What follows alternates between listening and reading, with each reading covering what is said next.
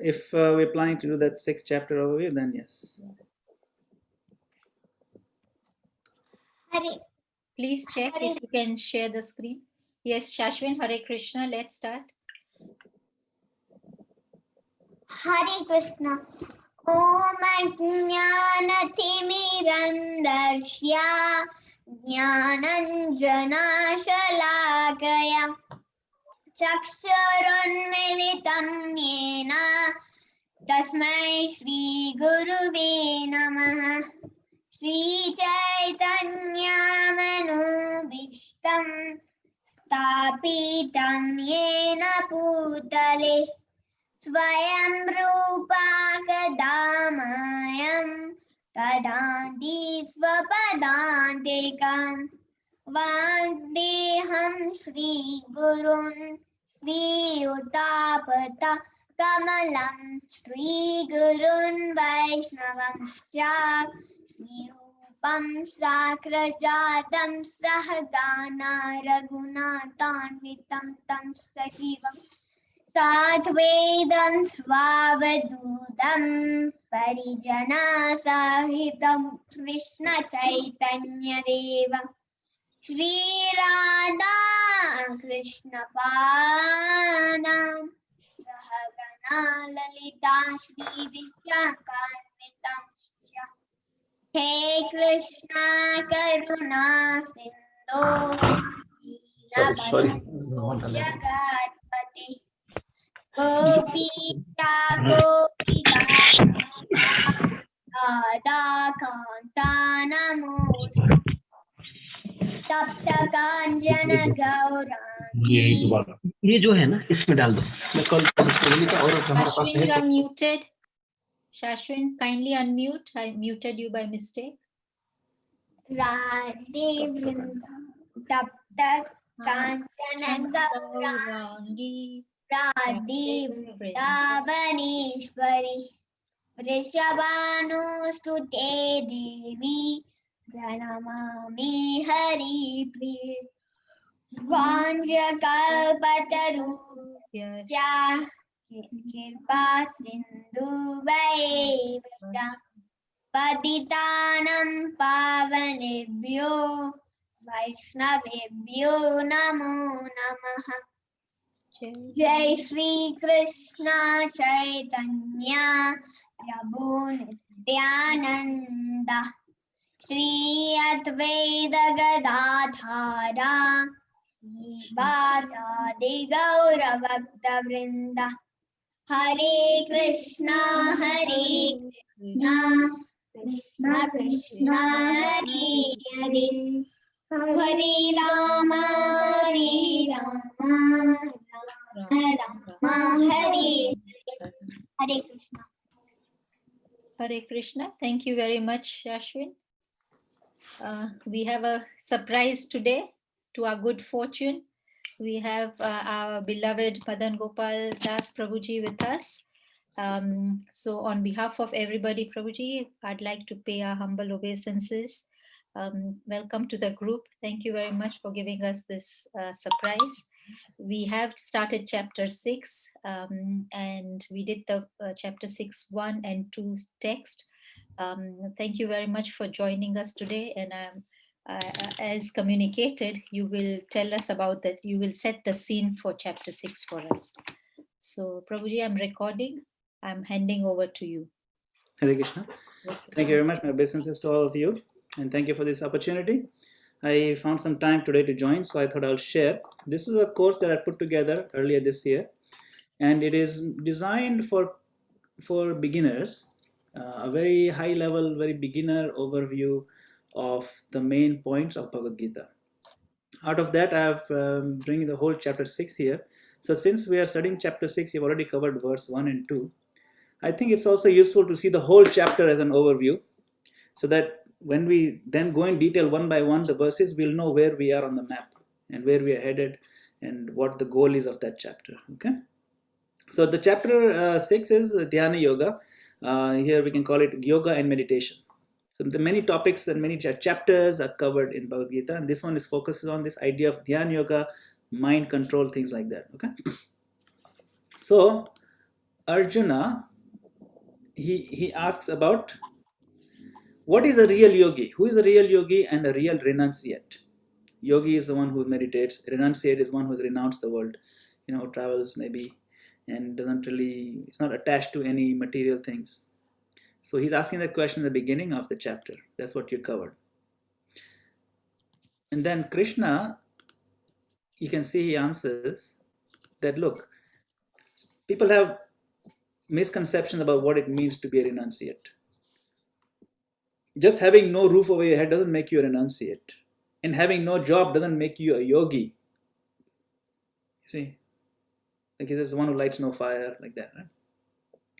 A real yogi and renunciate responsibly performs his duties without regard for the pleasure or displeasure that they bring to him. Basically, a real yogi continues duties without being attached to his own selfish gains, whether it'll make me comfortable, more, less comfortable, whether it'll give me pleasure or displeasure. That is not his main concern. He's not even a concern. He does his duty because it needs to be done. Giving up job and still being selfish, that's not making me a renunciate or a yogi. See? That's important. As Krishna is trying to make the point that it's an internal thing, being a yogi and renunciate. External things are not the most important. So then is there a difference between yogi and renunciate? And Krishna is saying actually they're the same in the sense that you can't be a yogi unless you renounce your selfish motivations. And you can't renounce selfish motivations unless you're purified by practicing the yoga of selfless work, you see. So it is important for us to continue working, but now shift to selflessness. And then by that process, our motivations will gradually dissolve. Now this yoga of selfless work is the initial stage of renunciation. Then when we are purified by this process, by this yoga, then you no longer need to even perform the duties. So Arjuna say, okay, fine, but how do I know? What is a sure sign that I have been purified and I can renounce my active duties? How do I know? So then this is Krishna's very simple answer. You will be ready. You will know. When you feel no urges to endeavor for any sensual pleasure. You don't feel a drive that I must enjoy it this way, I must enjoy it that way. The drive is completely gone. There's no urge like that. That's when you know you have made it. If you still keep getting pushed by your mind for this pleasure, that pleasure, and you feel like you're running behind them, we're not there yet. We have to continue the process of purification by working with selfless motive. Okay, so Arjuna says, fine. Once I attain this elevated stage and I cease or I stop all ordinary activities, how would I continue to evolve? What would be my duty? Suppose now I've reached that stage of purified consciousness and I'm not bound, I'm not compelled to do any duties. At that point, what should be my duty? So then Krishna says, at this point, you deal directly with your mind. The mind is the enemy of the spiritual evolution, degrading us into selfish habits. It tends to be because the mind is harder to deal with and tends to have these impurities. They degrade us into selfish habits. Even though I may have taken up the process of purification by working selflessly, the selfishness that is stuck in our mind, that is hard to get rid of. So at this stage, we'll need to work to take full control of the mind now and transform it into a friend, from enemy to friend. Turn the mind into a spiritual inspiration. Okay? And then Arjuna asks, what is it like to have control of the mind? Because I don't have that experience. How do, it must be amazing, right? And Krishna says, yes, you will come into touch with the divine soul. You will feel always very peaceful. You will not be moved. It'll be regardless of external situation like cold or heat, happiness, distress, honor, dishonor. You'll feel peaceful no matter what.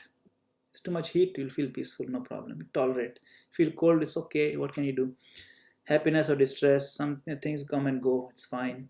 Someone insulted me, or they didn't honor me when I'm supposed to honor. They don't know I'm such a senior person. Why didn't they take care of me? Why didn't they talk to me nicely? The mind, when one's mind is very advanced, person is completely at peace in the face of honor and dishonor. All your inner hungers will be understood and satisfied,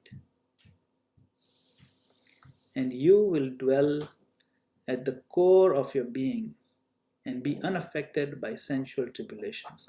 So you see, now what he's saying is you'll be situated in this platform of the soul, the core of your being. That's what it feels, that's what it's like. These are the symptoms of what it's like to actually be in control of the mind. Because externally we may control the senses, we may work very hard, everything. But in the mind, that inner hunger still is there. But when it's fully controlled, then Krishna says your inner hungers will be understood and satisfied. Then you'll be detached. You'll come to see everything is the same. Gold is just another rock. Money is just paper. Eventually you will see people like this too, having equal regard for sweethearts, relatives, neutrals, mediators, opponents. You'll see them all as, they're just going through their own struggles too. So you'll see them all with equal vision. Whether someone is very close to you, or someone who is your opponent or enemy, someone is your relative, someone who is non-relatives, everybody will see them equally, in the sense they're all spirit souls going through their own struggles in life. You will not distinguish between friends and enemies, pious and sinful. What this means is that you will not think that this is a good person, that's a bad person. Inherently, everybody is pure spirit soul. So you'll come to recognize that. Doesn't mean that you'll work with them exactly the same. No. With enemies, you deal with them different. Dealings will be different. But when you look at them from a neutral point of view. Just trying to, you'll see that they're trying to also struggle in their lives. So Arjuna asked, you said that my duty at this stage would be to directly work on transforming my mind. How am I supposed to transform my mind? And Krishna says, yes, this is the point, dhyana, this is meditation. Meditation is the endeavor to control the flow of thoughts and not come under their grip.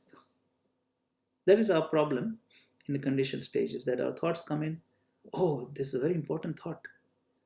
Yes, it's a great idea. I must follow it. If I follow through this idea, I'll be a huge businessman.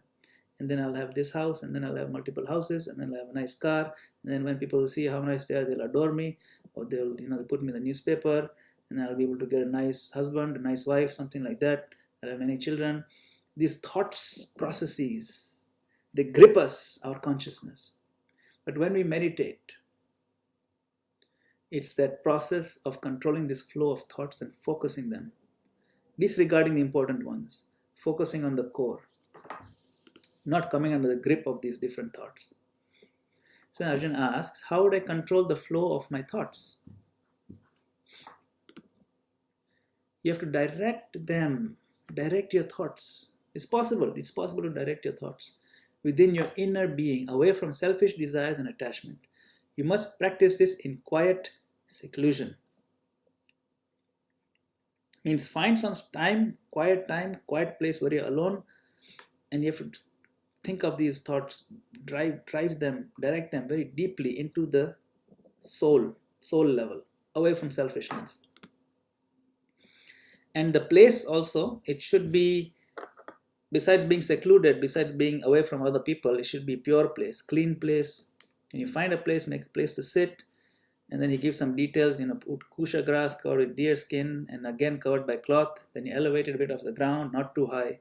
Sit there, steady posture, practice directing the flow of your thoughts to a single point, curtailing your external sensual activities. It means completely controlling and curbing, completely stopping external sense gratification. This process will make your soul very clear. This is called a process of dhyana yoga, meditation yoga.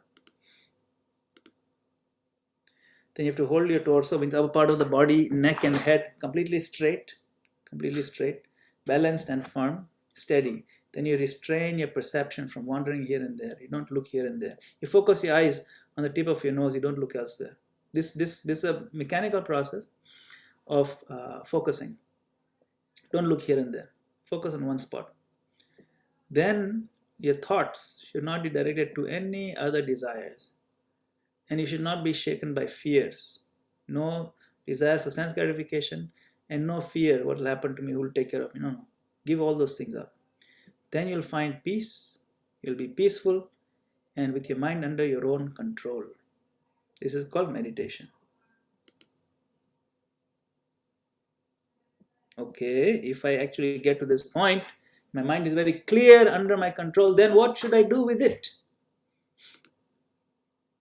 Then Krishna says, put me now in your pure mind.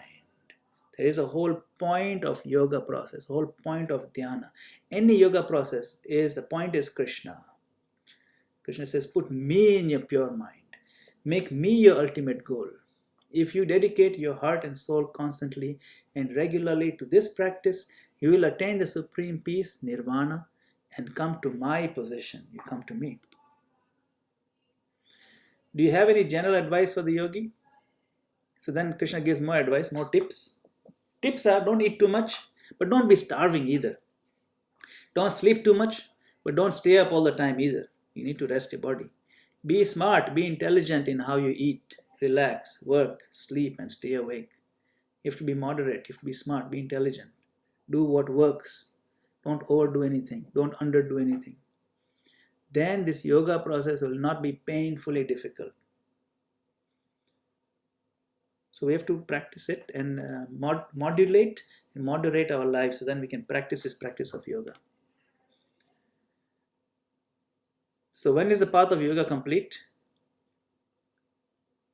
This is complete when your thoughts are fully under your control and thus remain fixed within the soul, freed from all selfish desires, never wavering from the inner focus, like a candle in a windless place. Imagine sometimes you see the candle or a deep and there's no wind in the room, it's dark, and the flame looks like a photograph, it's so still, but you know there's a flow of energy.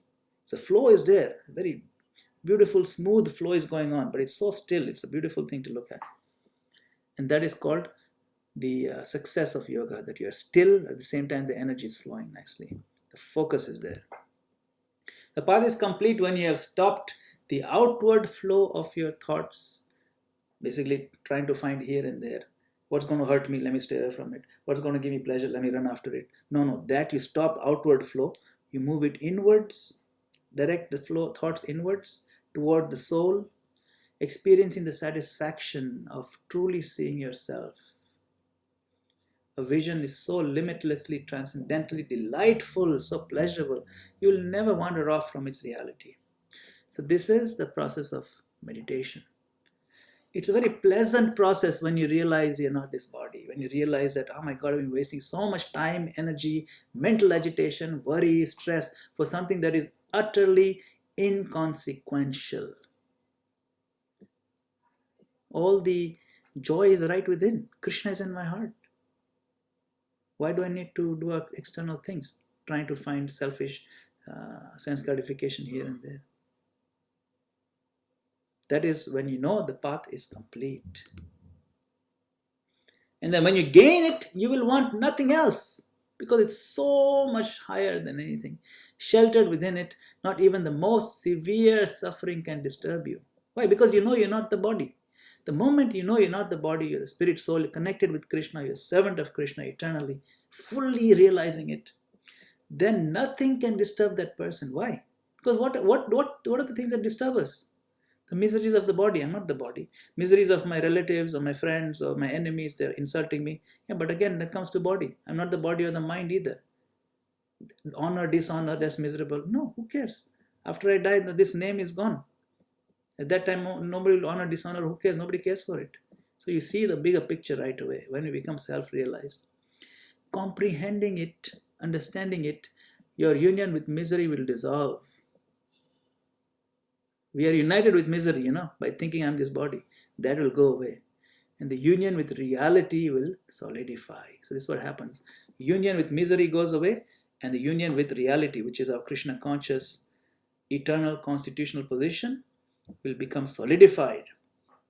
This is the gain of yoga process. Okay, so now coming back to the beginning, how do I begin the path of yoga? So we need to begin with strong conviction, deep determination to practice it wholeheartedly. Gradually give up your determination to pursue selfish desires, and thus more and more thoroughly and completely disciplining your mind and senses. Now, why does it say it has to start with strong conviction?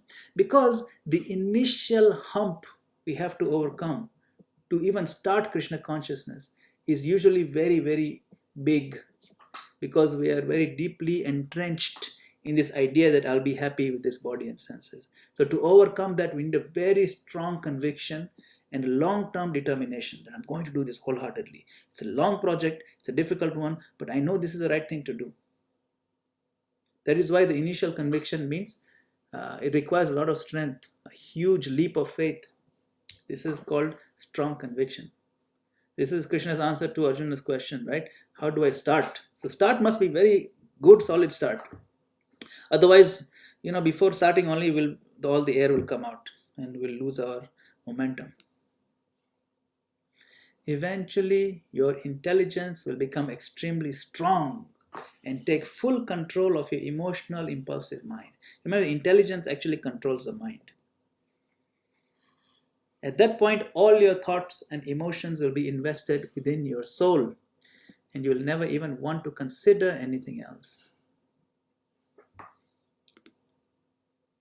Then Arjuna asked a million-dollar question, but the mind wanders off here and there when I try to fix it within myself. Krishna says, yes, it will wander here and there at first because it is restless and unsteady. He said, don't worry, just because it wanders doesn't mean that's the end of the game. No, it will wander, Krishna says. That's the nature of the mind, it's restless, unsteady. But wherever it goes, bring it back and place it again under your control. So you say it goes off the road, bring it back. Keeps going this way, bring it back again. Goes that way, bring it back. Just have to keep bringing it back. Sometimes this whole process can take weeks, sometimes can take days, sometimes it can take months, years, and even lifetimes. This whole taking a detour away from spiritual life.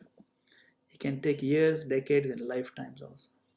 So our success depends on how frequently, how successfully we bring back the mind and keep it on the road of yoga, yogic process, Krishna conscious process. Keep it on the road.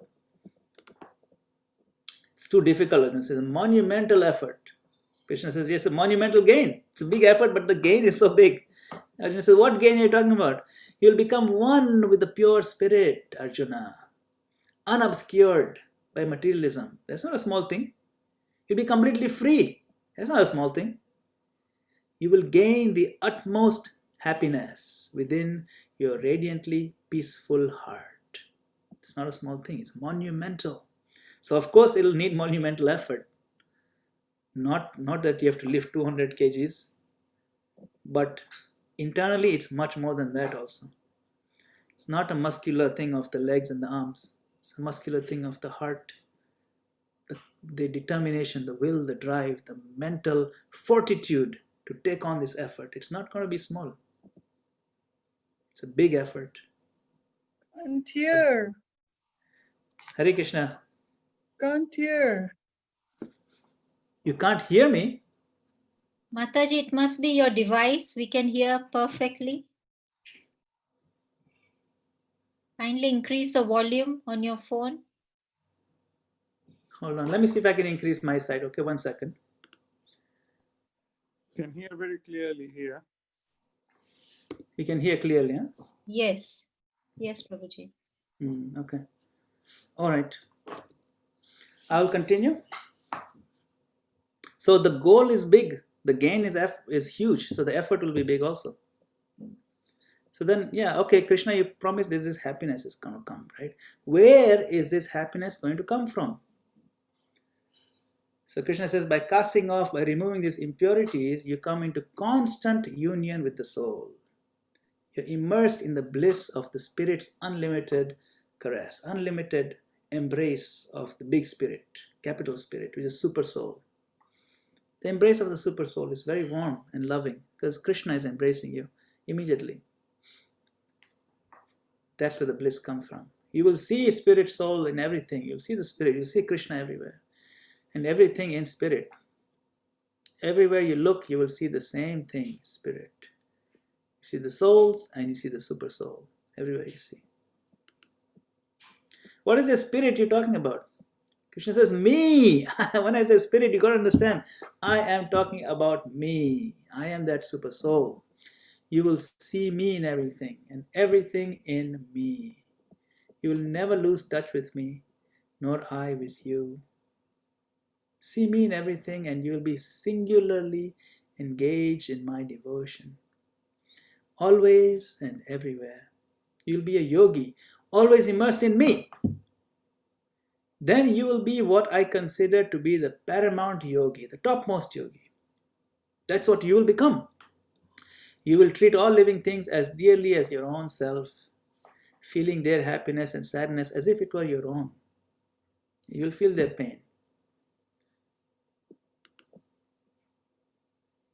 Arjuna says, Krishna, O slayer of evils, the yoga of equipoise, this yoga of dhyana that you describe seems impossible for me. I am too distracted and unsteady for it. And he says, my mind is very impatient, overpowering, distorted, and stubborn.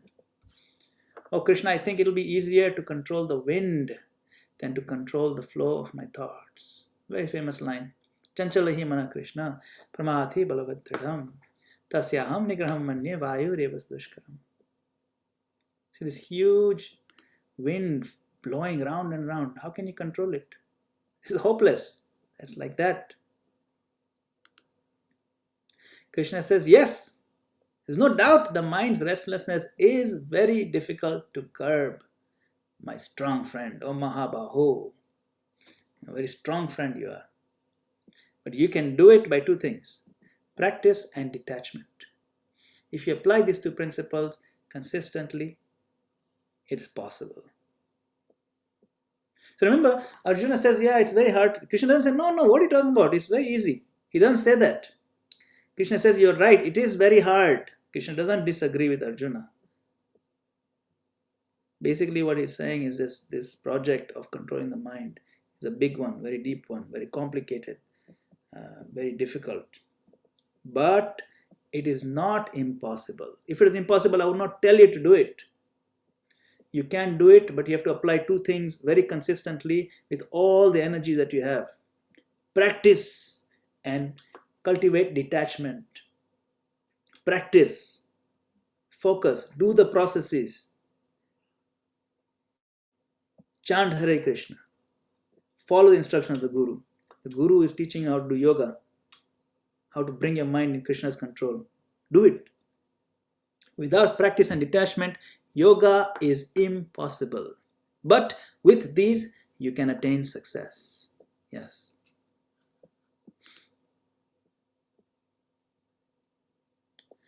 Okay, but Arjuna is like, yes, fine. But there's a good chance I'm going to fail.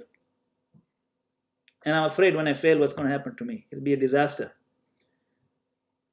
If I try and I fail, what's going to happen? Wouldn't that make me a failure in both the worldly and spiritual sense? Now that I'm giving up some of my focus from my worldly things, enjoyment and this and that, I'm going to now try to make spiritual progress. And I fail there. I'll have failed in my enjoyment on the material side. I've failed also in spiritual side. I'm failure in both.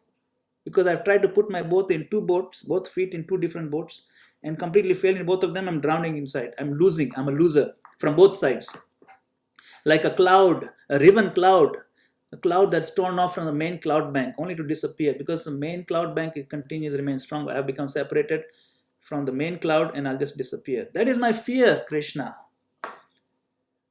This is a very serious question. This is one of the reasons why a lot of us, we hesitate to give ourselves fully to Krishna consciousness. Because I think, okay, but what if, I lose out on both things? Because I know myself, I don't think I'll do very well on this side. I'm probably going to fail. So Arjuna is asking a question on our behalf. That is my fear, O Krishna. I don't think anyone other than you can completely destroy this doubt. So Krishna assures Arjuna, don't worry, if you, Arjuna, make a sincere effort in yoga, you will never face failure, neither in this world nor beyond. My dear one, who does good never attains ill. See, if you have done that good, it will never be lost. Don't worry about it. Okay? Don't think that, oh, I lost it this side, lost that side. Don't worry. If you've made even attempt, a sincere attempt in yoga, you will not fail, because the nature of the yoga process is the way I've set it up. You make a sincere initial effort, I will see through it that you keep making progress. Okay, then what's going to happen to me if I fail my efforts to become a yogi? What will happen?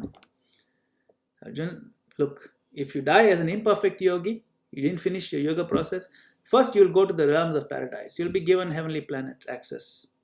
You'll live there many years. Basically, you get a break. You'll get a nice breathing room, vacation. Wow, beautiful. Many years you'll relax a little bit. Nice, like going to Malindi or something for a few weeks. Relax, it's okay. Come back again. Then again you'll come back to earth, but in a very good, blessed, pure family. Or even a family of very wise yogis. And that is a very rare, valuable birth. And then you'll be able to revise naturally. It'll be natural. Because your whole environment will help you to revive the spiritual intelligence that you've cultivated before. So that will continue coming. The momentum will be there. You worked for it in the past incarnation of your life, and you'll continue towards further perfection, because that record is not lost. Because that is indestructible. Spiritual progress is indestructible. And it is very natural to revive it if you're born in that family. So you can see these young children born in devotee families. They are continuing their practice, and they're given another opportunity. So you say it's natural. Why would it be natural? It's natural, Arjuna, because you practice a little bit Krishna consciousness in the past life, and so you'll be naturally attracted. You'll be magnetized towards automatic curiosity. You'll be curious about yoga from a very small age. Wow, what is this? This is amazing. I didn't know that. You'll wonder why I have such a strong taste for this. Who cares for the other kids? As a kid only, you'll be naturally attracted to Krishna consciousness. And then you'll quickly move through the scriptures. Why? Why quickly? Because you've already studied them before. So you study them one more time, it's like, it seems very familiar. Maybe you won't realize exactly like that, but you'll be able to digest very quickly at a young age all Krishna consciousness. This shows the proof. You can see some kids, they know Krishna consciousness at such a young age, they move very quickly through it. They don't struggle much. So this is very natural because you've done it before. If you've played piano a lot before, then you give it a break. You don't play it for like say 3-4 years, and then you have to come back again. It's a little difficult, but still you'll be way ahead than somebody who's starting from day one. Then you'll move very quickly. So that's how it works. Now what if I fail again and again? Then Krishna said, don't worry, the process will continue, because see, soul is eternal. And the spiritual credits are eternal. Even if it takes you several lifetimes, it will continue.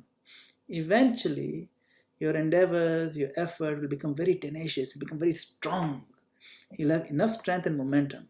And all the different faults and the weaknesses that blocked you before, they'll be removed. And you will attain perfection, the supreme goal. So Arjuna has have it. Okay, you talked about I'll be able to move quickly through the scriptures. What do you mean by that? So, Arjuna, scriptures are for the most part, these are principles to regulate your selfishness. So we're in this world to try to enjoy selfishly. Scriptures help us, remind us we should not really do that. So regulate. Then you'll quickly become better than that. And you'll move on to the interest in philosophy and knowledge. So you'll move on from the externals, you'll go deeper into the philosophy part, the knowledge part. Who is the soul, what is the relationship with God, who is Krishna, and so on.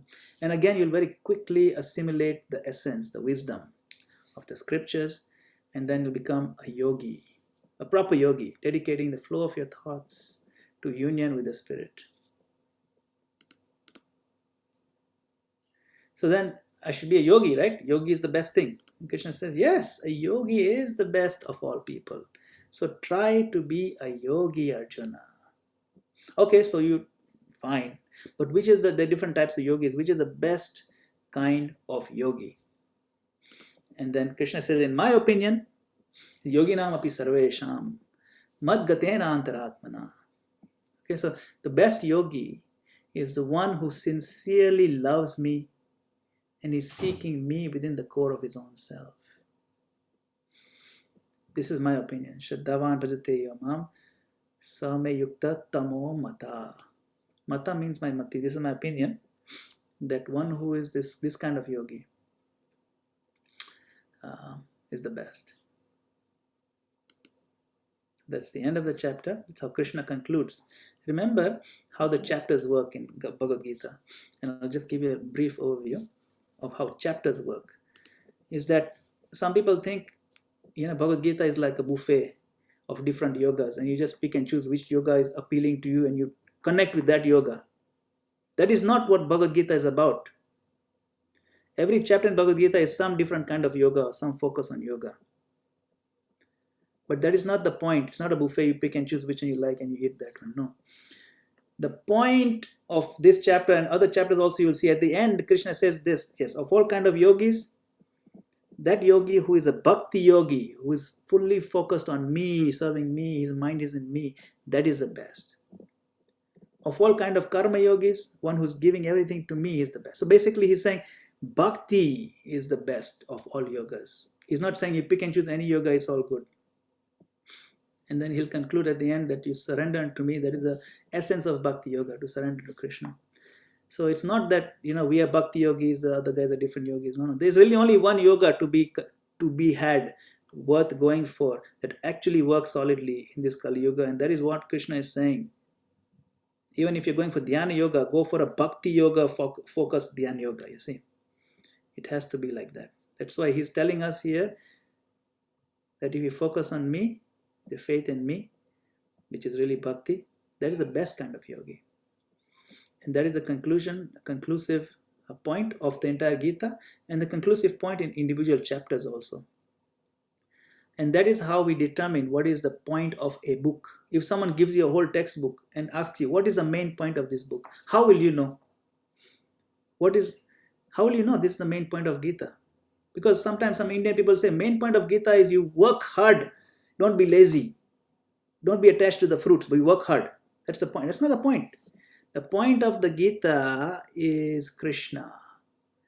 Reconnecting with Krishna, serving Krishna. How do we know? Because to find the main point of a book, you have to see what is the point made in the beginning, what is the point made in the end, what is the point made in the middle, and what is the point made repeatedly. And if you answer all those questions with one answer, it is Krishna and Krishna consciousness, then you realize Bhagavad Gita is about Krishna consciousness. Makes sense. It's logical. Okay, thank you very much. Shri Prabhupada ki jai. We can have discussion now if you like. Hare Krishna. Hare Krishna, Prabhuji. Thank you very much for giving such a strong base to our chapter 6. I'm sure there are questions, and till people are thinking of questions, I have few, so I will start. But please raise your hands if you have a question, and you can interrupt me whenever you want. So Prabhuji, you said, okay, so we become this yogi that Krishna wants us to be, and then we go to Malindi, in the sense, not the Malindi that I know in Kenya, but somewhere, and I stay there and then come back. But by then, what if the yug has changed? So for Kali Yuga, it is Harinam, and then now I come in Satyug. So then what happens then? Yeah, for a devotee, especially one who has embarked upon the process of Krishna consciousness, these external things are irrelevant. The yugas are irrelevant. Things are so different. Even in our own life, we see yugas, like mini yugas changing. The 60s is a different yuga compared to the 80s, compared to now. 80s was a different lifestyle, completely. So from that sense also you can see, whatever, I die in the 60s, but I'm born now in the 90s. So different,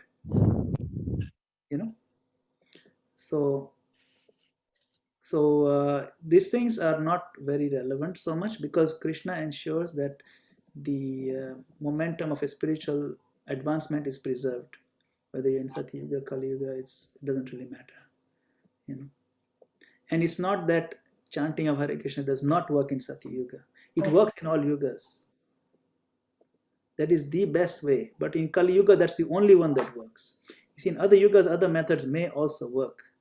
But the only guaranteed method that will work in every yuga is chanting. You see? Yeah, I'm sure because Bhagavad Gita has not been written today or 10 years ago or 500 years ago. It's been told to the sun god. Yeah, it's been So around for millions millions and millions of. So it amazes us that what it is telling us is very applicable even now in this Kali Yuga we are in. So it is a very well thought, and I think the process is, at least for me, I'm now understanding the process, and it looks like a foolproof process for the time being. Yes, yes. It's a process where once you start moving in that direction, you'll keep going. Krishna will ensure that. But at the same time, he'll give us the freedom to leave it anytime we want. That he'll never take away. So that means it is in our best interest to not leave the process. Because the freedom will always be there. Of course, what we gained, the progress we made will not be lost, but we'll always have a freedom to detour and waste time.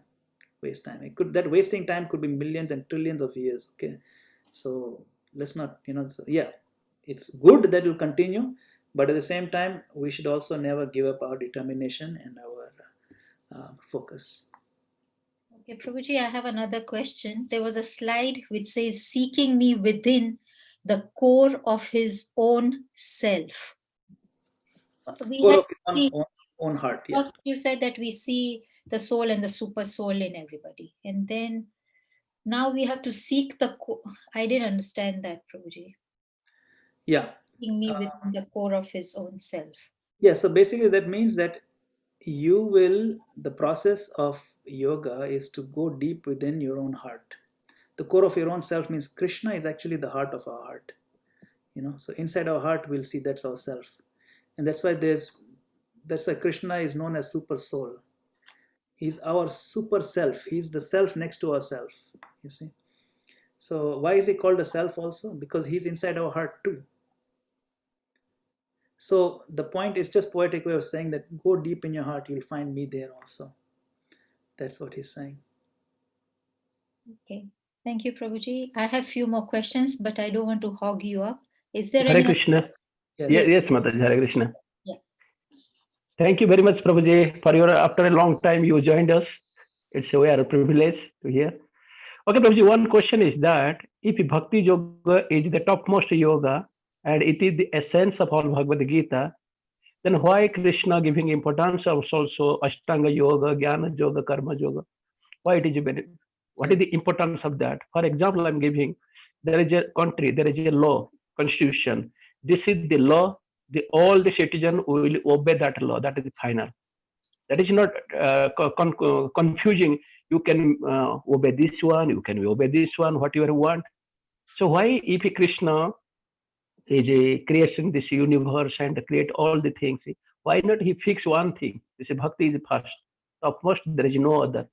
Why he builded us so that people will build to whom he choose? Because everything is like a lollipop. He can eat that one, he can eat that one, he can eat that one, and end of the result, there is nothing else on our hand. So please clear this message. Very good question, and it can be very confusing when we see it laid out like this. So Prabhupada has introduced or taught us the concept of the Bhagavad Gita teaching the yoga ladder. The yoga ladder. You know what's a ladder? You have step 1, step 2, step 3. The topmost step is Bhakti Yoga. Okay, he calls it yoga ladder. And Krishna gives it like that. And in the 12th chapter, when we come to it, you'll also see Krishna gives a reverse ladder. Oh. Basically, reverse ladder means a reverse view of the same yoga ladder, where he says, if you can't do this topmost Bhakti Yoga, then do this. Give up your fruits of your actions for me. If you can't do that, then you follow the regulative principle of devotional service. Right? If you can't do that, then please give some donation to somebody. If you can't do that, then do. Basically, he's giving. If you can't do this, do this. So that is the reason why so many options are there. Because not everybody will be able to do the topmost. So now why is it a ladder? Because if we are not able to jump straight to top step, then we have other steps available that will allow us to reach the top step. But the reason why he gives us all in together in one book is so that we can see perspective-wise that this is the goal. Don't think that you're on step number 2, that's the final goal is finished. No, you have to still keep moving. So we can't say that, oh, why you gave us a ladder? It's so bewildering. There are so many steps, so many rungs. It should only have one step. No, but I can't reach there. Those other steps are steps that allow us to reach there. Confusion happens when we think it doesn't matter which step of your ladder you are on, you just stay there. That's the goal. No. Krishna reminds us the goal is not to remain the lowest step. That is why these different yogas are offered. Also, depending on the different conditioning of the souls, different levels of how much we are into certain modes, whereas some people are more inclined towards certain processes. This all depends on our conditioning. Some people will be more inclined towards meditation. Some people will be more inclined towards study, Sankhya Yoga, or to reflect things. Some people will be more inclined to do karma, to work. Some people will be more inclined to do something more, ritualistic. So whatever different inclinations are, Krishna offers options so that we can make progress from that step that we are conditioned from. That's the idea. So same thing with Vedic literature. Vedas offer so many different options. Some of them even offer how to, eat meat. Why is meat eating allowed in the Vedas? Well, that is for those people who absolutely cannot live without meat. It's not for us people who have given up meat long time ago. You see, for those people who just can't live, coming from animalistic mentality, for them, okay, don't eat cows. At most, you eat a goat. Only once a month, you tell the goat, okay, I'm killing you, next life I'll become a goat. And then the guy will wake up, oh, wait, what am I doing? After doing it 10, 15 times, he'll wake up, this is ridiculous. Then he'll give that up. So now you can't say Vedas say you can eat meat, so I'm going to start eating meat. No, that is meant for that fellow, not for me. So different options are given. We have to be smart enough to realize that, okay, that is the top one, that is where I'm headed, and this is what I'm able to do. I can't do level 5, but I can do level 4. You see. But Bhakti Yoga is level 8. Like that. But I want to get there. So that is why Krishna is helping us to see. If you can't do this, do this. Eventually you have to come to the top one. That's the goal. Partha Prabhu, is that okay? Yes, Prabhuji, but thing is that Krishna giving too much confusion here. No, confusion is Krishna causing it. If I give you 5 instructions and you only read 3 instructions, confusion is not caused by me, it's caused by you because you only read 3 of them. Krishna is not giving confusion. If I'm lazy about reading the whole book, I can say, Krishna, you're confusing me. But you didn't read all 18 chapters. Yeah, but I read first 2 chapters and I'm confused. First finish reading 18 chapters, then you tell me. You see, when we read 18 chapters thoroughly under the guidance of Guru, we will not be confused. We are only confused because we're not paying attention. We are confused because in India, people say they know Gita, but they've only heard Gita from Bollywood movies. They think they know everything. That's why they're confused. Confusion can only come when you learn something halfway. If you learn it properly, if I just studied mathematics from somebody on the street who taught me, for 5 minutes, and then I go in the university and say, I'm very confused, this math is useless. But you learn from that fellow on the street. You come to university properly, we'll teach you. Give me 4 years, then I'll teach you. Then you tell me if you're confused. You see? Yes, Prabhuji, right. Good. Thank you, Prabhuji. Hare Krishna. Hare Krishna. Is there any other question? Okay. If there is no other question, I can ask another question. Hare Krishna. Mataji, can I ask one question? Yes, Prabhuji, please ask.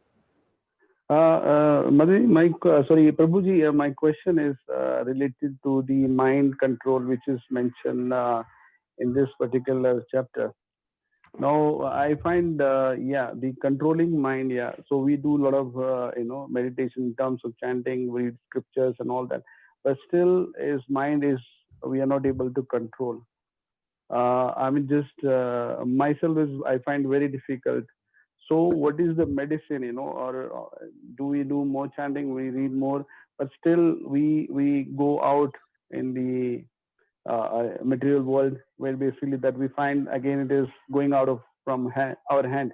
So how do we maintain that control part of it? Yeah, it's a good question.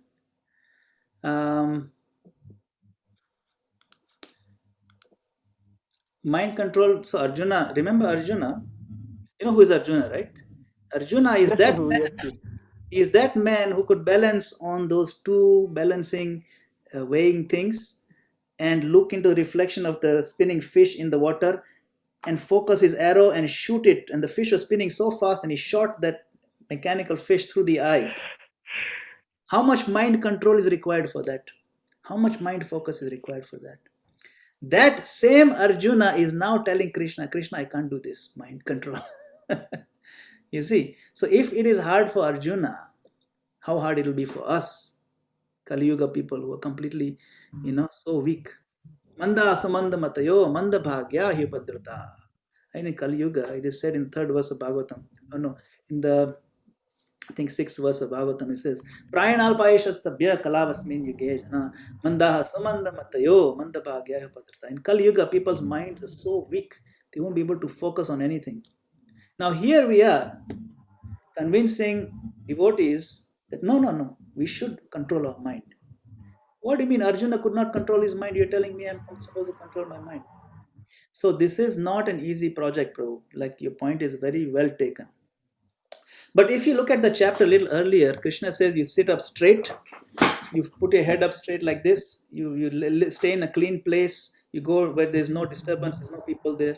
Are we supposed to do all those things when we're chanting our japa meditation? Because we're also supposed to meditate for 16 rounds every day. Are we supposed to go to the forest? Which forest am I going to go to? Ruaraka forest. Which forest am I going to? No.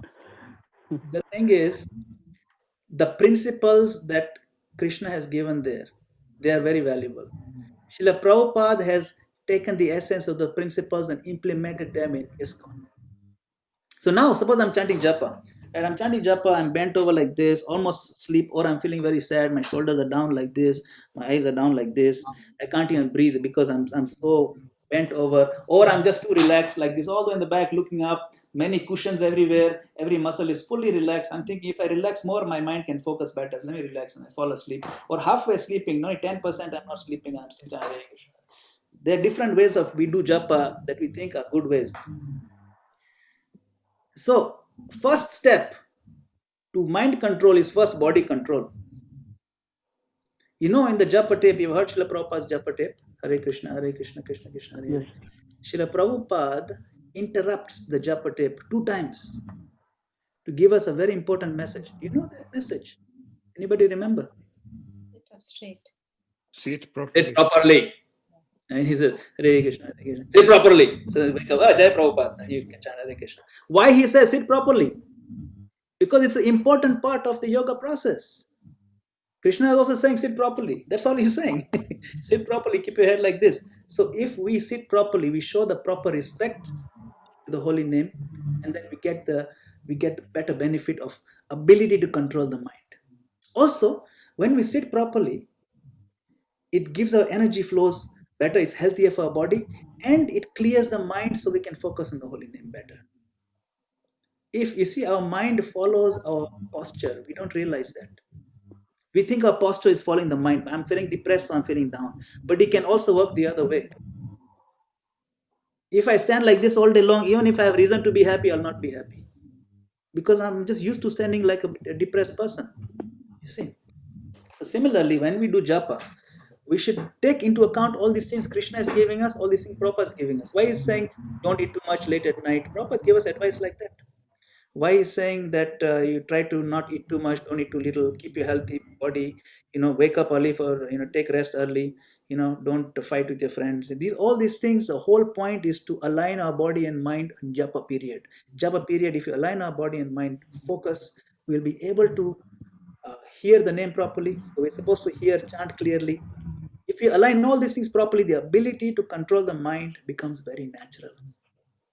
And if we are reading regularly, Krishna conscious books, we're reading Prabhupada's books, it will make our mental mood very positive to receive Krishna's mercy during the meditation period. If I'm filling my brains with things that I'm not supposed to be watching TV or listening to radio or silly things that are not Krishna conscious, then that'll affect my mind. Then at that point I say, how can I control my mind? I'm thinking of what I watched on Netflix yesterday. Of course you can't control the mind, right? So basically, if you're following the process of yoga very seriously, sitting properly, getting in a clean place, keeping our mind, body, everything sharp and clean, it'll be 1,000 times easier to control the mind. So that is our goal. So on our side, if we do all these things, then Krishna will reward us with the clarity of mind. Krishna rewards us with remembrance of him. Remembrance of Krishna cannot be forced by ourselves. He rewards us with it. But we have to show from our end we are doing everything we can by sitting properly, eating properly, sleeping on time, all these things. These are offerings we make to Krishna. Incidentally, they're also very healthy for us. But you can say, this is my offering to you. And then Krishna rewards us with control of mind. So we do our part, Krishna does his part. Thank you for question. It's a good question. Masiganga Yeah, Mataji. thank you, Prabhu. Thank you. Yeah, Hare thank you. Thank you Krishna, very much. Prabhuji, there is one question which has Hey, come to me. Masiganga Mataji wanted to make a comment. Okay, sorry. Not a comment. For you to make a comment, how much does the hearing of the mantra important for mantra yoga, japa yoga or japa meditation? You know, the hearing part. Yes, that is very important. That is one of the basic. If you remember, I gave that class with the 4 gates of improved japa. So the first gate means the physical aspects of chanting. Sit properly, wake up early, keep your mind keep your body fresh. And part of that same first gate is chanting clearly and hearing with focus. So try to hear the sound. So hearing is very, very important. We can't just mumble it. If you mumble it, you won't hear it. If you don't chant clearly, you won't hear it. So chanting clearly and then hearing. So try to hear the beautiful names of Krishna. And definitely, that's a very key aspect. That's like 99% of it is to hear it. If the name enters clearly, then it goes in the heart. That is a very good point, Mataji. Thank you. Hare Krishna, Prabhuji. There's a question that has come to me privately, and it says, Supreme God said to Arjun, in my opinion, the very best of all yogis is the one who sincerely loves me, seeking me within the core of his own self. The question is, why Krishna said that in my opinion? Yes. It's a very good question. Remember, Krishna is not forcing Arjuna to do anything. He is giving Arjuna options. Part of that freedom, even though Krishna is fully trying to convince Arjuna that he is God, he is saying, in this case, Sa me yukta tamo mata. Mata means this is my opinion. Mati. This is my mat. This is my opinion. So why is he saying opinion? Even at the end of the Gita, Krishna tells Arjuna, look, I've told you all these things, but you are free to do what you want. I've given you very clearly what you should do, what I think you should do. But still, you are free to do what you want. At the end, he didn't say at the end of Bhagavad Gita, look, I am God, you are eternal servant of mine. You have to do what I said, otherwise I'll never talk to you again. He didn't say that. He didn't force him. He said, do as you like. So Krishna always reminds us, and he's reminding Arjuna, this is my opinion. You may have your own opinion, that's fine. According to me, if you have any consideration or respect for what I'm saying, this is what I'm saying. So that is Krishna's point, that a yogi who is fully absorbed in me, his mind is absorbed in me, yoginam api sarvesham, mad gatena antaratmana, and his faith is me, shraddhavan, he worships me, bhajate yomam, same yukta tamamata. With the faith he worships me. In my opinion, of all the yogis, that is the best. Now some other people may have their opinion that no, that other yoga is better. That's fine. They are entitled to their opinion. I am telling you what is my opinion. If you think my opinion is important, you take it. If you think the other fellow is more important, that's fine too. Doesn't matter. That's Krishna's openness. You see, he's always trying to show his openness, that you are free to do what you like. But I'm warning you, if you don't do this, you will be lost. He said that also in the 18th chapter. If you don't follow this, you will be lost. Okay. But in this 6:30, he says that one who thinks of me, worships me, I'm never lost to him, and he's never lost to me. You see? But he does give a warning in the later on that if you don't follow this, you'll be lost. But still, you can do what you want. Yeah. Right. I hope. Yeah. This was a question from Kumar Prabhuji. Kumar Prabhuji, are you satisfied? You're typing something, that's why I'm asking you. No, thank you so much, Prabhuji. Thank you. I am happy. I understood. Hare Krishna. Hare Krishna, I am aware of the time, but if there are more questions, I don't know, Prabhuji, how much time do you have? Yeah, we can go like another 5-10 minutes, no problem. Okay. Is there any other question? Okay, I'll take advantage of the 5-10 minutes. So when you say you will feel their pain, so when you reach that yogi state and you will feel the pain of other person or the happiness, and so then is there not when you feel their pain, then is there not a chance of you getting involved in it, which is the thing that you have come out? So you have come out of that maya and you don't want to love anybody or hate anybody or trouble anybody. Now you are becoming involved in their pain. Yeah. Will Yeah. so Good question. It's a very deep question. And suppose there's a young girl, very rich family. She's only 10 years old. And she's given a cereal bowl like this. A nice, beautiful cereal bowl, silver bowl with cereal in it, Weetabix, and then there's milk and sugar on top. And she starts crying, "Oh no, I didn't want Weetabix. I wanted cornflakes today. What is wrong?" And she starts crying and banging on the because she's spoiled. It's a spoiled brat girl. She's crying. Now, as a mature person, you will not take that crying very seriously. You will not be moved by it. You just know she's just making a tantrum. She may be feeling some pain. I mean, those tears are real for her. But they're not worth crying. In fact, it's just a sign of her spoiledness. But it doesn't mean she's not feeling any pain. So then, is your heart moved? Not really. So similarly, when a devotee becomes very advanced, very mature, and they see the people complaining about this thing or that thing, they see them, crying about this or that thing, superficial things, that's not what moves the devotee. Oh no, he had $100 million, but now because his stock market went down, he's now only has $85 million. I'm feeling so much pain. No, you don't feel pain for that. Why? He's crying. For him, it's a big pain. For you, it's not. So a real devotee does not get moved by the superficial pains of the others. They get moved by the real pain of the others. The real pain means the bewilderment that comes by being separated from Krishna. That is the true pain. That is the pain, the hole in the heart everybody is trying to fill with different things, either money or relationships or honor or education. The filling that hole, that gap in the heart is a vacuum in the heart. Try to fill it. That pain is what a devotee feels. That's why devotee feels pain for rich people and poor people equally. Because anybody is not connected with Krishna, it's not even with rich or poor. The pain is deep. The problem is the vacuum in the heart is shaped exactly like Krishna. It's a Krishna shaped vacuum. So you can't put anything else, it will not fit. Only Krishna can fit there and finally feel peace. See, you can't put a square peg in a round hole. It doesn't work. So you can't put other things in a hole in the heart that is not Krishna. We're only crying for Krishna. So, Vaishnava janto tenere kaye je peed parai jane. Gujarati saying. Vaishnava is one who knows the pain of the other.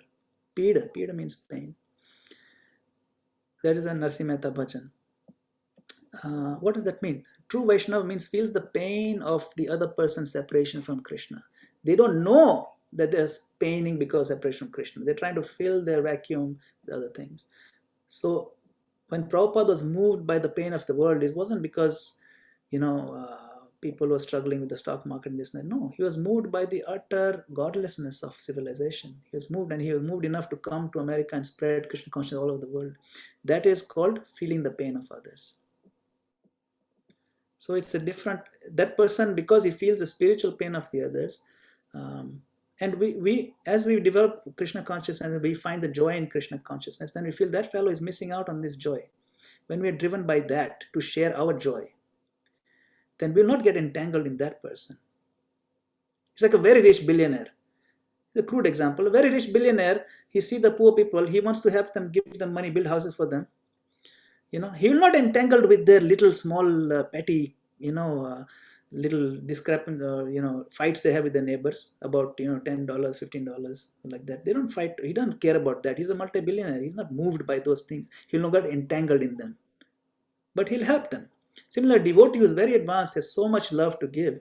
He'll not moved by the pettiness, squabbles of other people, or how entangled they are with Maya. That devotee is already beyond Maya. So, but he still feels the pain. That is part of being a soft-hearted devotee. And that makes them very effective preachers, because they want trying to help other people, selflessly. Thank you, Prabhuji, for that explanation. Is there any other question from the group? Okay, Prabhuji, you said 4 Yes. more minutes. So I have another question. Oh, is Yeah. there another question? Yeah, if anyone else, that's Yeah, fine. Matsi Ganga Mataji. No, I just thought I'll comment on Madan Gopal's this realization that how Krishna's whole cannot be filled. Yeah. That remains for him to be filled. Amazing. It was an amazing. So I thought, we can repeat how he said it beautifully. That's your own realization, Madan Gopal? Yeah. Seems It's like it. hole in the heart. We have a hole in the heart, but that's Krishna. Yeah. Okay. Yeah, it's amazing, that you can't fit anybody else there.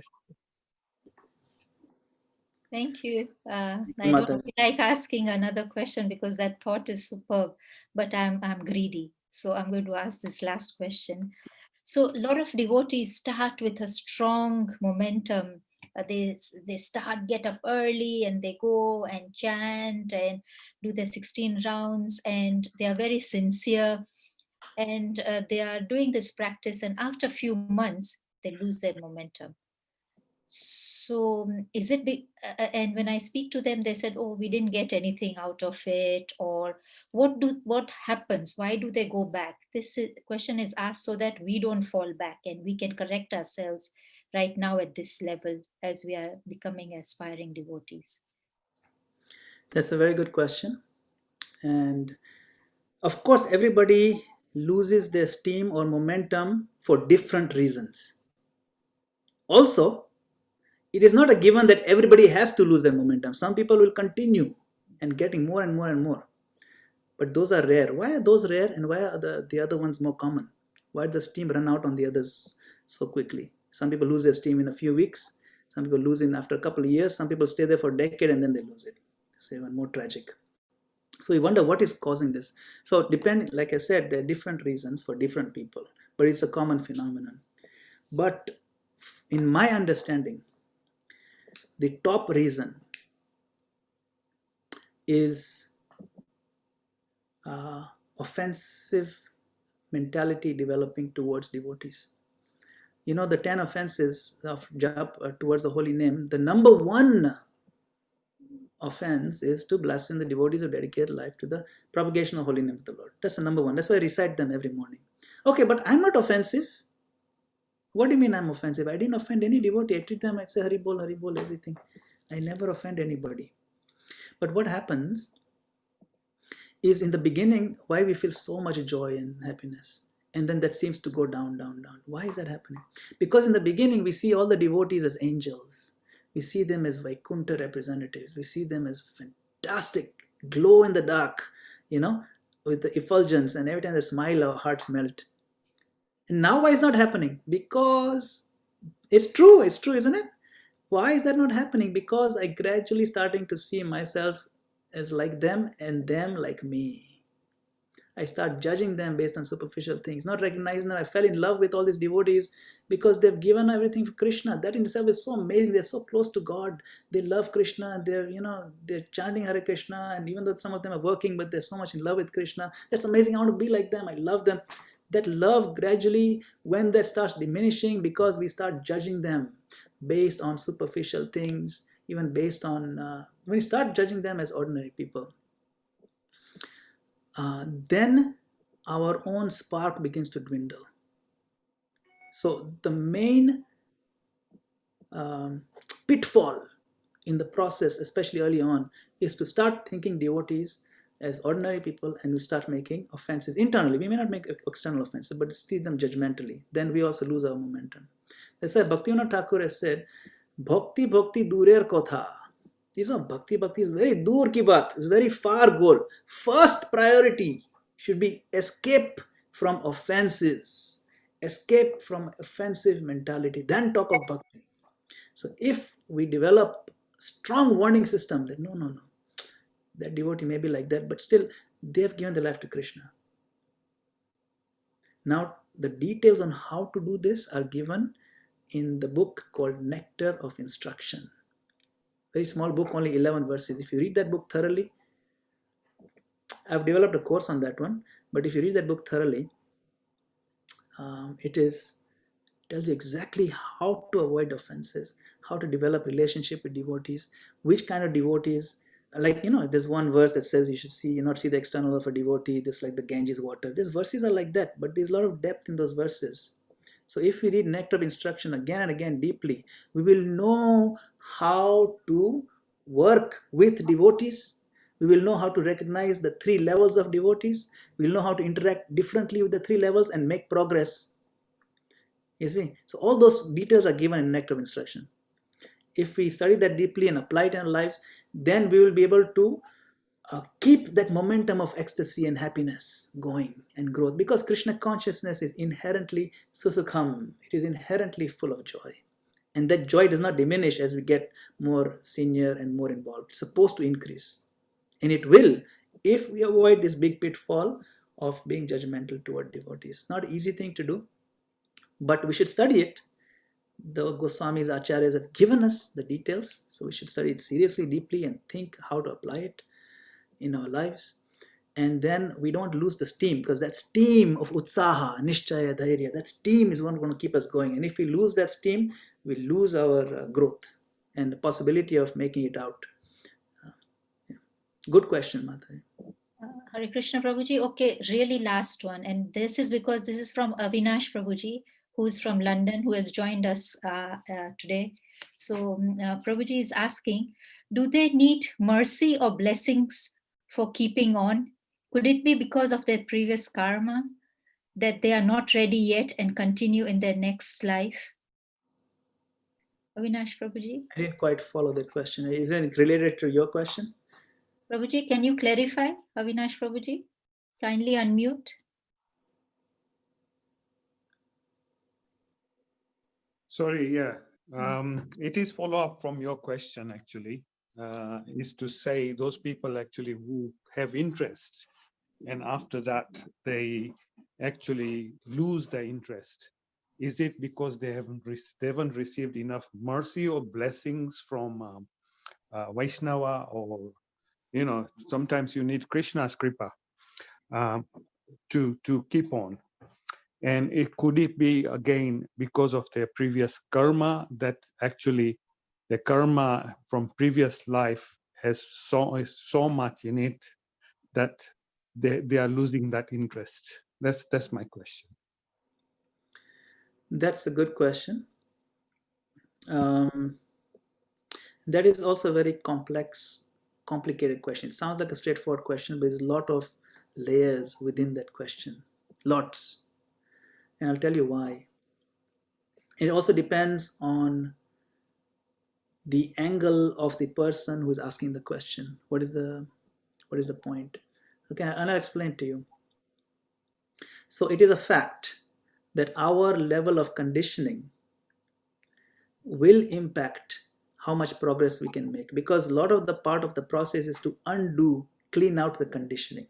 Okay, so right, Cheto Darpana Marjanam, this process is defined as Cheto Darpana, cleaning of the mirror of the heart and the mind. So who is going to be successful in cleaning the mirror nicely? That depends on 2 factors. One, how dirty is the mirror to begin with? And 2, how intensely and sincerely am I cleaning? So if my mirror is very dirty but I'm cleaning very hard, then I'll make quick progress. If my mirror is just medium dirty, very decent, not so bad, but some dirt is there, but I'm too lazy, I'm moving very slowly. I won't make progress. The other person started with a dirtier mirror will move much faster than me. So that is one thing to keep in mind. So how dirty the mirror is a effect of our karma. To answer your question, is it coming from a karma? To some degree, our karma will affect how dirty is the mirror, and so our project, our job is a little bit more difficult or maybe easier depending on that karma. Okay, so that is a karmic thing. Another point you said about blessings. It is true, when Krishna is merciful towards a person, by the mercy of Krishna and Guru, that person gets the Bhakti Lata Bij, the Bhakti creeper seed. That is the form of the blessing of the Lord and the Guru. It says, Brahmanda Brahmete Kona Bhagyavan Jeev, Guru Krishna Prasada Pai, Bhakti Lata Bij. That going up and down the whole Brahmanda, this egg of Brahma, this universe of Brahma, up and down, many species of life. One very rare soul will get the mercy of Krishna and Guru in the form of Bhakti Lata Bij. That is where the mercy comes in. You see, you're asking about mercy, right? So I talked about karma. Now I'm talking about the mercy part. So mercy comes in the form of Bhakti Lata Bij. Now what is Bhakti Lata Bij? Some people are confused about what Bhakti Lata Bij means. They think Bhakti Lata Bij is that seed of love, love of Godhead in the heart. No. Love of Godhead is already in the heart. Then what is this seed they're planting? Prabhupada explains in Nectar of Devotion, this Bhakti Lata Bij refers to the techniques and processes of Krishna conscious practice. Hearing, chanting, worshipping, the detailed processes. So when we are taught the processes, chant Hare Krishna, wake up early, keep yourself clean, avoid sinful activities. These processes are the bij, they are the seed. The gift of the processes is the form of mercy. What that mean? That means the mercy now is already available. So I can't say, but I need more mercy, only then I'll be. No. Mercy is there. Now it's up to you to take it. The problem is with this mercy aspect is misunderstood. We use it as an excuse. No, I don't have enough mercy to take it. What do you mean? It's like, I've been hungry for 3 days and someone gives me a full platter of prasadam, everything. That giving me the prasadam is the mercy. Prasadam means mercy. Now, if I don't eat it, it's so easy for me to eat. Just put in my mouth, chew and swallow. But if I disregard that mercy and say, no, I need more mercy to put in my mouth and chew and swallow, what nonsense.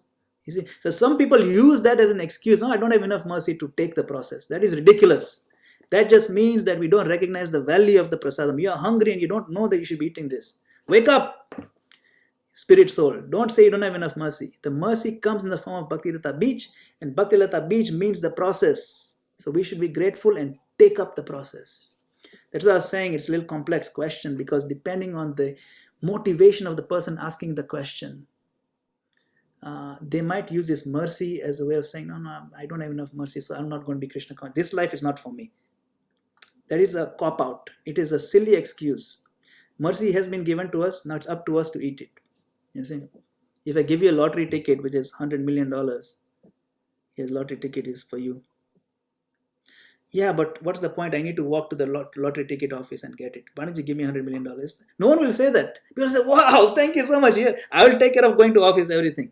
Smart person will not say, I need more mercy now to go, give me the money. No, smart person will just take the ticket right away and plan everything and go to the lottery office, get everything. Similarly, when a smart person receives this process, they will not say, I need more mercy. No. They will immediately be thankful for the mercy they have received and fully take up the process. If they don't, that is a lack of intelligence on their part, not a lack of mercy. You see, that is the distinction we need to make. And we should then also not make that as an excuse that I don't have enough mercy still to take up the process. Mercy has already come in the form of the process. It is our foolishness to disregard that mercy. It is not lack of mercy. It is lack of understanding, lack of motivation, or lack of vision. That's all it is. I hope that helps. It's a little bit harsh sometimes to say it, but that's the way it is. Yeah, thank you, Prabhu.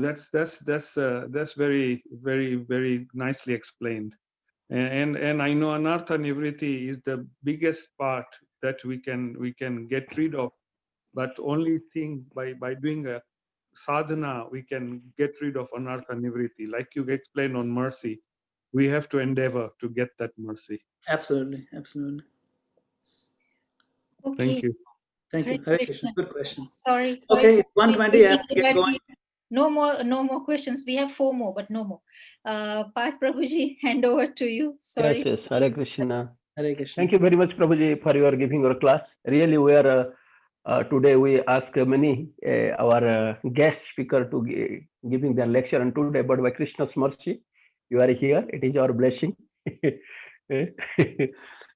पुण्य पिंज मिले नहीं, पुण्य पिंज बिनु मिले नहीं संता. So maybe we have a good fortune, so that we'll get association of your great devotee, pure devotee, is great Madan Gopal Prabhu. Please unmute. I request everyone, please unmute yourself and chant Hare Krishna mantra. Please. Hare Krishna, Krishna Krishna, Hare Hare, Hare Rama, Rama Rama, Hare Hare. Hare Rama, Rama Rama, Hare Hare. Vancha kalpataruyasya, Kripa sindhubhya eva cha, Patitanam pavanebhyo Vaishnavabhyo namo namaha. Srila Prabhupada ki jai. Hare Krishna. Thank you very much, Hare everyone. Krishna. Prabhuji, please keep on dropping by like this. Anyway, he has left. So it was a surprise today. Hare Krishna. Hare Krishna. Good.